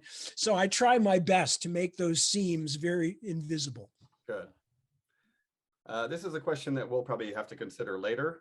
It's from Rich Thomas. Will you have the United Kingdom titles to Green Angel Tower Siege and to Green Angel Tower Storm, or will we have part 1 or part 2? And I'm just going to say right now, Tad and I are going to talk about that later, and it will be up to Tad because they're his books. So yeah, I have no immediate response on that. So yeah, I'll talk to you about it, Sean, and we'll see what happens. Yeah. Sasa, that's a great name too. Sasa asks, do you write stories which you think will happen or have happened, for example, like Otherland? Well, it depends on the project. My epic fantasies are more a way to talk about things that are important to me within imaginary worlds. If I'm writing science fiction, they're still imaginary worlds. They're not necessarily all meant to be the world that is coming. Otherland is an exception in the sense that a lot of Otherland was written by me, especially the real world parts of Otherland were written by me looking at the direction of certain things in society back in the late 1990s and saying, taken to the absurd degree that humanity usually takes these things, where are they going? So, unfortunately, a lot of them have proved to be fairly prescient, Yeah. Reality TV has gotten as bad as I was imagining it might, and various other things. So it's best as a predictive medium. A lot of people talk about the things that appeared first in science fiction, like satellites and Arthur C. Clarke and things like that. But science fiction, the reason science fiction is so glorious is because it's literally thousands upon thousands of writers trying their best to find an evolutionary niche to occupy in terms of new ideas about the future, about humanity, about whatever. And as a result, they're not trying to predict the future. They're trying to turn the future into something entertaining. And as a result, you get this incredible blossoming of different possibilities. So sorry, go ahead, Donato. No, I was going to say, and almost like, not again, this is not a comment, it's just a funny comment, but eventually someone gets it right. Yeah. Right. You can put enough people and like somebody gets lucky and wins the lottery and go, look what I predicted. Exactly. It's the million monkeys. One of them eventually writes Shakespeare. Yes, that's right. It's a million science. I wasn't going to go with that analogy. I didn't want to. No, I mean, we are. We're just monkeys with keyboards. Let's face it. Vidor asks, considering if the rights are not a problem, will the 4 books have an annual or longer release cycle time between them? Honestly, this kind of question will be fully dependent on Donato. And Donato's hand and paint delivery to his home in Brooklyn. Like it depends on how busy he is, how he wants to do it. These are books that we could fairly turn around pretty quickly because we kind of did it with Dragonbone Chair already, and now that we've already designed the first book, it's really easy to do the sequels. So, but it still comes down to Donato, his time and all of that. And thankfully, Daw Books and Betsy, they gave us very good files to work with. They were InDesign files that don't require a whole lot of attention and love because they're pretty fully done. So I would like to see 8 to 10 months per volume, but that's something that Donato and I will talk about, and we'll figure out what works best for him and his schedule, because he's not just working on stuff for Grim Oak. He's working on other things too. Yeah, I've got other things, but again, I'm not like there's some personal private commissions that are flexible, so I can like slide them back and forth. So that's actually, I don't foresee any really like long extended timelines from this point of view. Kind of like what we've been at. Like, I think when did we talk about this? Like almost exactly 1 year ago. Yeah, it's been about a year. Yeah, so and that was since I've already started it. So I guess I'm looking at sometime in the fall would be all the final art for this. So that's a rough, that's a honest, realistic assessment of time. Yeah, for this one, for the Stone of Farewell. Jessica asked, are there any plans to eventually put all these illustrations in an art book? I'll talk to you about like doing a portfolio of some kind that you can sell on your website or something. Like, I think a portfolio would be really nice. And then of course you do art books too. I've only done like one. I'm still waiting for a big art book to do, but that hasn't happened. Yeah, they'll be on my website. Yeah. Sasa asks, it's pretty hard and pretty expensive to get books outside of the US to order Grim Oak Press books. Any plans to move sales to the EU? I'd love to do that. It's a logistical nightmare when it comes to keeping numbers straight and letters straight. And then you're asking somebody else to do your customer service for you. And then if they don't box the books right, then who's on the line there? And so that's always a big worry with me. I do have a Kickstarter that has not been announced yet at all. I'll just say it now. That's coming up sometime this summer, and that's a big thing that I'm focused on right now. I'm writing what will be Kickstarted for this summer, and I'm going to work with a person in Australia and a person in the UK, because it's the beginning of something new. So it's easy for me to just go, well, you're going to get numbers 50 through 79. And then that person deals with that. And so it's something I'm considering, Sasa. I understand that shipping costs, especially for these heavier volumes, it costs a lot. So we're trying to figure that out. Let's see. Christopher Sharp, I still haven't ordered Tail Chaser Song. How long do I have to put an order in to make sure I have rights for Dragonbone? Well, Dragonbone goes on sale March 25th, so there you go. 2 weeks. 2 weeks. And I will say that Tail Chaser Song, until maybe we do Dragonbone Chair, until it's actually printed, I think Tail Chaser Song is our most gorgeous book. We did some fun different things with it that we haven't done in the past. And so I'm really excited about getting copies in. Before that, it was Elegy for Darkness by Jacqueline Carey. That was the favorite book that we had produced, which Donato worked on, and Donato put a dragon on too. Yeah. Well, and soon it will be Donato again, maybe. So, we will. Yeah. Like this. We ratchet up to, from one best cover all time to the next one becomes the best cover all time. Let's see. Sever Nord wanted me to tell Tad, please tell Tad, our small community in Russia is still growing. Now we have 857 followers. Excellent. Nice. Cool. And then one last question here. And this is actually one of my favorites too of Tad's work. So I'm surprised that nobody else asked it, but everybody's going to want to know it. Tad, do you think you'd ever write a massive standalone fantasy novel similar to The War of the Flowers? Oh, very possible. As a matter of fact, I suspect one of the things that will happen in the future will be more standalone books, not necessarily avoiding things like Otherland and Ostenard that I've already done, but in the sense of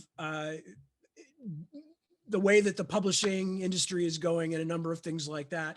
It's always really difficult to commit to these things. Also, I'm not quite as young as I used to be, but that's not going to stop me from doing anything. But it may mean that I will want to be able to have things where I can write a book and then be done with it and pass it on. Because, both the first and second parts of the first, the Memory, Sorrow, and Thorn, back starting in the 80s, that took me 7 years.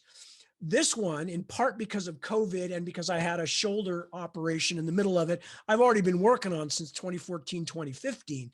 So those are big chunks of your life. And sometimes it's nice to be working in slightly smaller chunks. I'm very jealous of people like Donato who can say like, well, okay, a couple of months and I'll be done with this, because I'm like, basically, it's like having children, it's you start and it's like all's good. And then like years later, you're going, they're still living here. When can I move on? I want to exactly. move on. So, but I mean, yes, so there's every possibility that there will be other standalones, some of them taking place in familiar universes of mine, but others, quite on their own. So without going into more detail, that's definitely. Also what you're saying, Todd, is that bookbinding has gotten to the so good now they can take 2,000 pages and put it in one book. Well, one of the things I should have figured out really early is that writing 1,300, 1,500 page manuscripts that are, when they're book form, are going to sell for the same amount as a 300 or 400 page manuscript is economically a really bad model. I should have figured that one out a long time ago, but I think I'm beginning to see the light. So you do what you do with your craft. I put way too much detail in my work, and exactly. I love that. Like, pick the scene with all the people in it. Like, oh, I just got to tape that. Yeah, you've got that problem too. Well, and I'm sure Sean has that problem also with making far nicer books than his. Yeah, than what he could do. Yeah, I mean, I could cut corners, and people still love the books I do. But these are books that are sitting on my shelves. Yeah, and I want them to look how I want them to look. And they have your name on them, and ultimately. When it comes down to it, that's the only thing any of us have these days, especially as the whole kind of vertical model of the art industry has changed, where you don't have this kind of vertical thing from artist to this, to that, but now we're all kind of our own, we sell ourselves in a sense, even though somebody like me, I'm still working with mainstream publishing, but more and more of this stuff, it's back onto me and my own self-advertising, and thank God my wife Deborah, who is brilliant at that stuff. And so I mean it is super important that you have a name, that people say, well, whatever else I may think about this person's work, I know they're not going to shortchange me. They're going to give me the best thing they're capable of making at the moment they're making it. And I know that's true for you, Sean, and obviously I the more I see of your work, Donato, the more clear that is to me about you as well. And that's the only guarantee that we have to keep people coming back, is that we're not going to half-ass it. We're going to give them the best thing we can give. I only work with people like you're describing. And I think that's a really perfect place to end our conversation today. Thank you both so much for your time and your energy and your jokes and your humor and answering all the questions. It's been 2 hours. It doesn't feel like 2 hours, but it's been 2 hours. It has been. Well, pleasure to meet you, Tad. And again, I look forward to the collaboration in the future here. Yeah. Sorry, I'm stepping all over you there, Donato. I apologize. Lovely to meet you too. I'm really enthused about the work you've done, and I look forward to us maybe the next time I'm out in New York. You're in Brooklyn, right? Yeah, yep. Brooklyn. I love Brooklyn. I got friends in Brooklyn. We'll hang out. I'd grab a drink. Yeah. Just scrape your brain and we can talk about old Yes records, and God knows, I'm sure we'll find out some comics. I heard you. Comics. Man. Oh man. That's I know. Like you opened up I thought I'd be a comic illustrator too. Yeah, that's another conversation. A lot of conversations to have still. Yeah. John, is always huge pleasure to see you, buddy. And thank you. Thank you. Thank you, everybody. Thank you, everybody that joined us today. And yes, thank you for reminding me. And I was going to say, as always, thank you very much for the people who actually pay attention to this stuff and care about it and make it worthwhile to give our best. Because, if people didn't care, then it wouldn't mean anything. So I'm not one of those artists, writers, whatever, who wants to do my work and never share it with anybody. It's about sharing it. So. Yeah. Yep, thank you all for joining in today. Yeah, and more information will be on grimoapress.com here in the early next week. So be on the lookout. Thank you, everybody. Bye. Bye. Thanks, Sean. Bye-bye.